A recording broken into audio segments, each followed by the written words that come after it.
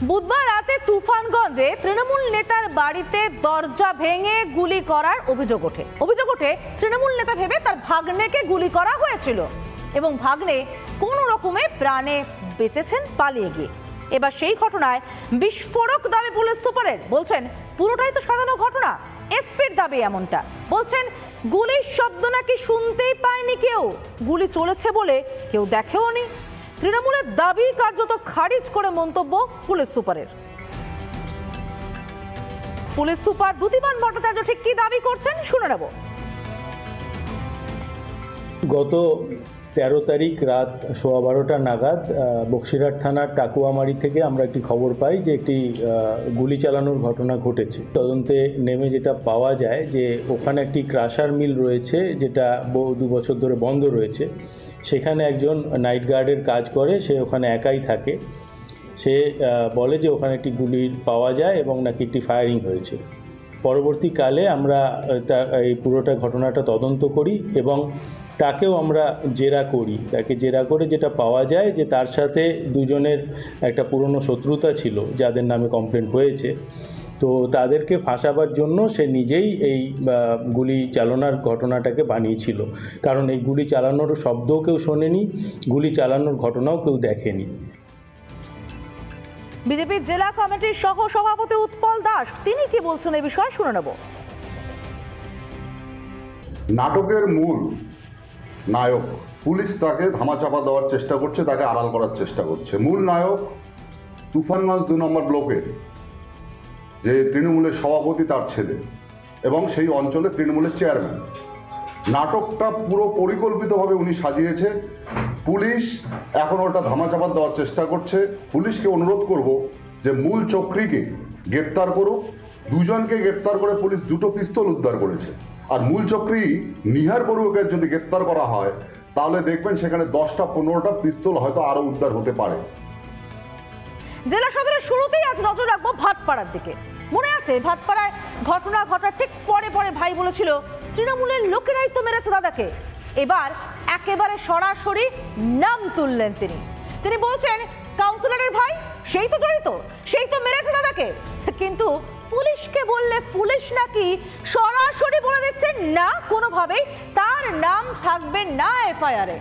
একই সঙ্গে ভয়ঙ্কর রকম ভাবে ক্ষুব্ধ তারা যে তৃণমূল নেতা ছিল তো আমার দাদা, অর্থাৎ অশোক সাউ। সেখানে তার বাড়িতে এতগুলো ঘন্টা পেরিয়ে যাওয়ার পরও একবার পার্থ ভৌমিক আসতে পারলেন না। শুনুন তাদের ক্ষোভ।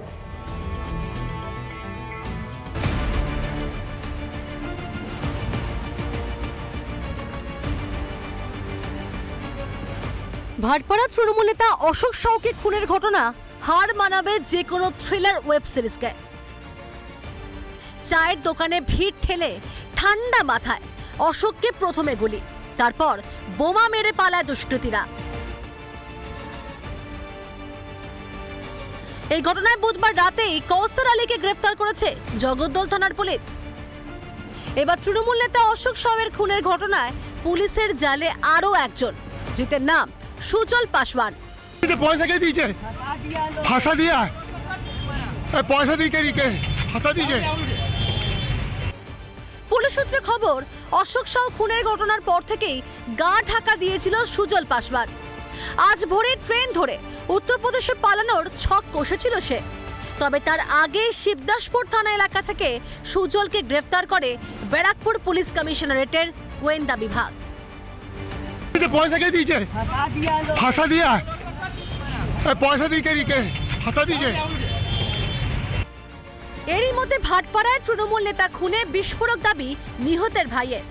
অসামাজিক কাজের প্রতিবাদ করায় গুলি করে খুনের অভিযোগ।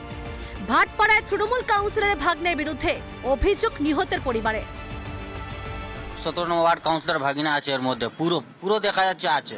ওর এফআইআর না রাজ পান্ডে, ওর এফআইআর নাম দিয়ে গেলে বলছে ওর নাম দেবো না। পুলিশ ডাইরেক্ট বলছে নাম দেবো না। রাজ পান্ডে এরিয়াকে খারাপ করেছে। ওই গাঁজা বিক্রি, হিরোইন বিক্রি, যত চ্যাংরা গুন্ডা আছে সবাই ওর কাছে থাকে।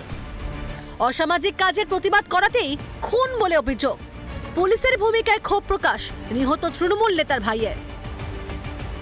কাউন্সিলর আছে, এমএলএ আছে, সব মিলে করছে। টাকা খাওয়ার জন্য। পুলিশ তো কিছু করছে না, তো সব তো মিলে আছে। এমএলএ যা বলবে, কাউন্সিলর যা বলবে, পুলিশ ওই করবে। ডাইরেক্ট পুলিশ বলছে আমার উপর থেকে চাপ আছে, ডাইরেক্ট বলছে আমার উপর থেকে চাপ আছে। কি বলবার। 2020 সালে ভাটপাড়ায় খুন হন আকাশ প্রসাদ নামে এক যুবক। আর সেই খুনের ঘটনায় অন্যতম অভিযুক্ত ছিলেন নিহত তৃণমূল নেতা অশোক সাউ। পুলিশের প্রাথমিক অনুমান, সেই খুনের বদলা নিতেই আকাশ প্রসাদের ভাই সুজল প্রসাদ খুন করেছে অশোক সাউকে। ভাটপাড়ায় তাহলে কি গ্যাংওয়ার চলছে?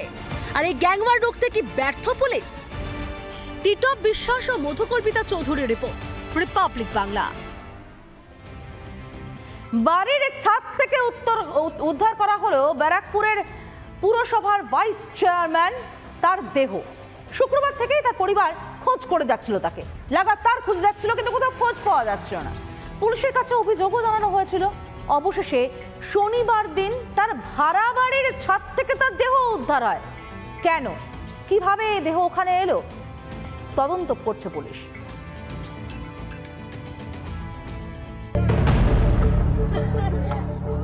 উত্তর ব্যারাকপুর পুরসভার ভাইস চেয়ারম্যানের রহস্য মৃত্যু।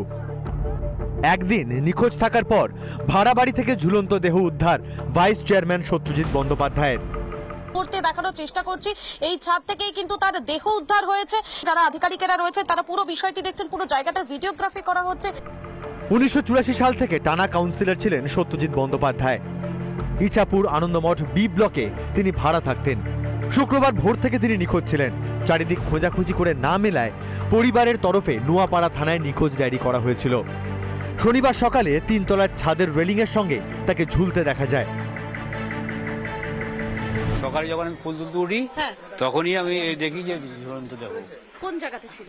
ওই যেখানে দাঁড়িয়ে আছে সব ওখানে। দুদিন না, একদিন ধরে খোঁজ পাওয়া ছিল। এই বাড়ি থেকে কিন্তু আজ তার ঝুলন্ত দেহ উদ্ধার হয়েছে। প্রত্যক্ষদর্শী যারা রয়েছেন তারা কিন্তু আচমকাই দেখেন ঝুলন্ত অবস্থায় ছাদে। এরপরে পুলিশকে খবর দেওয়া হয় এবং পুলিশ এসে দেহটি উদ্ধার করে। এই বাড়িতেই ভাড়া ছিলেন তিনি এবং পাড়া প্রতিবেশীরা যারা রয়েছেন তারা যেমনটা দাবি করছেন, দীর্ঘদিন ধরে তিনি মানসিক অবসাদে ভুগছিলেন। মানসিকভাবে কিছু চলছিল, কিন্তু ফ্যামিলির দিক দিয়ে উনি প্রচন্ড হ্যাপি ছিল। মিসেস আছে, একটা ছেলে। খবর পেলাম ওনাকে পাওয়া যাচ্ছে না, আমরা এলাম ওনার বাড়িতে। বাড়িতে হয়তো কিছু নোট পাওয়া গেছে, শুনলাম সবই রেখে উনি নেই। খবর পেয়ে ঘটনাস্থলে আসেন উত্তর ব্যারাকপুর পুরসভার চেয়ারম্যান। কাল থেকে নিখোঁজ ছিল, আমি শুনি সকাল 5টা থেকে নিখোঁজ ছিল, আমি খবরটা পেয়েছিলাম।